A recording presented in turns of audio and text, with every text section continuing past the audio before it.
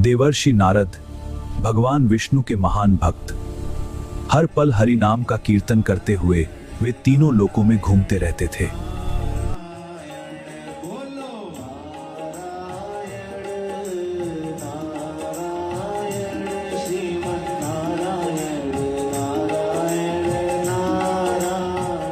एक दिन नारद जी के मन में विचार आया, शायद इस संसार में मुझसे बड़ा कोई भक्त नहीं है।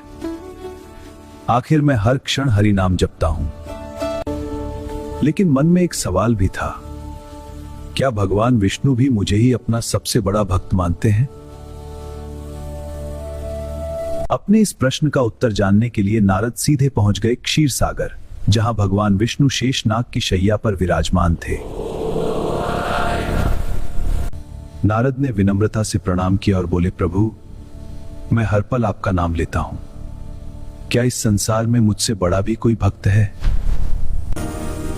नारद, इसका उत्तर पाने के लिए तुम्हें मेरे साथ मृत्यु लोक चलना होगा।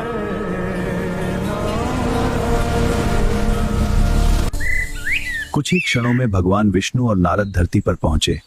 उनके सामने एक शांत और साधारण गांव फैला हुआ था। नारद, मेरा एक सच्चा भक्त इसी कुटिया में रहता है।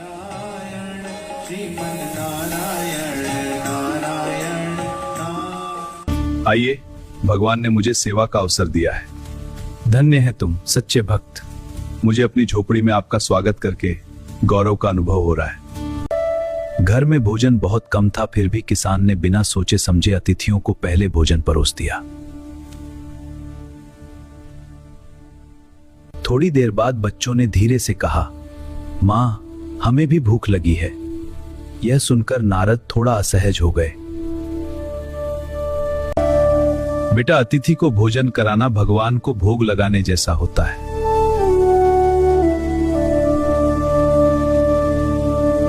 अगली सुबह किसान फिर अपने खेत की ओर जा रहा था और धीरे धीरे हरि नाम जप रहा था। हरि ओम, हरि ओम, हरि ओम।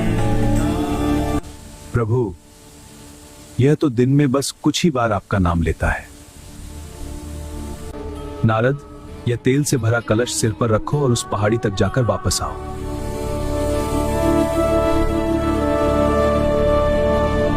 नारद पूरे ध्यान से धीरे धीरे चलने लगे ताकि तेल की एक बूंद भी न गिरे।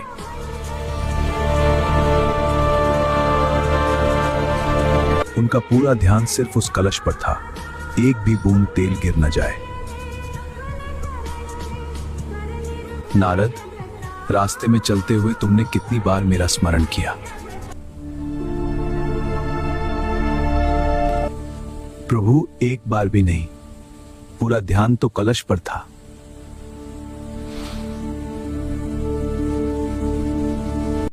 यही समझो नारद, यह किसान दिन भर काम में व्यस्त रहता है, फिर भी मुझे याद करता है। संसार के झंझटों में रहते हुए जो मुझे याद रखे, वही सबसे बड़ा भक्त है। अगर आपको यह कहानी पसंद आई तो लाइक, सब्सक्राइब और कमेंट करना मत भूलिए। अपनी भक्ति और प्रेम से दूसरों को भी प्रेरित कीजिए।